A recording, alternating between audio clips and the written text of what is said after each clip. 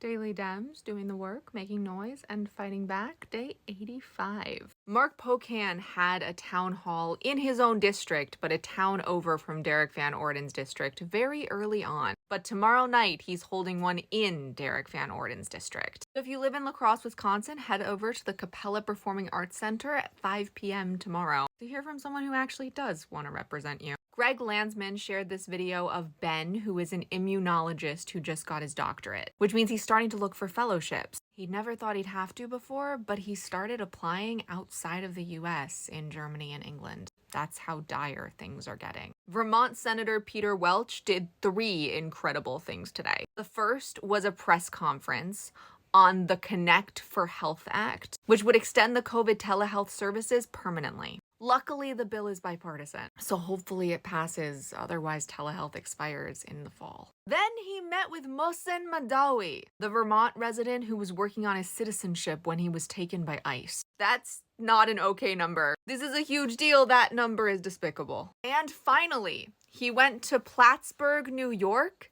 and hosted a rally with Paul Tonko, specifically on Medicaid. So I know he hasn't always been amazing, but he is stepping up now, and that's what matters. Greg Kassar posted a video of talking to a constituent who's concerned about Social Security. This is the second time I've seen him do something like this. The first was with a disabled constituent who wouldn't be alive without Medicaid. I like this series a lot. Ro Khanna brought his Benefits Over Billionaires town hall to Tom Keene's district in New Jersey. Previously, he'd done 3 of these in Republican districts, but all in California. I love that he's bringing this across the country. Jonah Goose heard reports that Doggy had entered NOAA and NIST, so he went to their Boulder headquarters to fact check. Turns out this was a false alarm, but this definitely put it on his radar because it's probably gonna happen in the future. Last night, Maxine Dexter, Yasemin Ansari, Robert Garcia, and Maxwell Frost flew to El Salvador. And today they held this incredible press conference. Garcia mentioned Andre Romero by name, the gay hairdresser. He also said that the Hispanic caucus is working on sending a delegation. And Yasemin Ansari talked about the Venezuelan abductees. I know I say this a lot, but you have to watch the whole thing.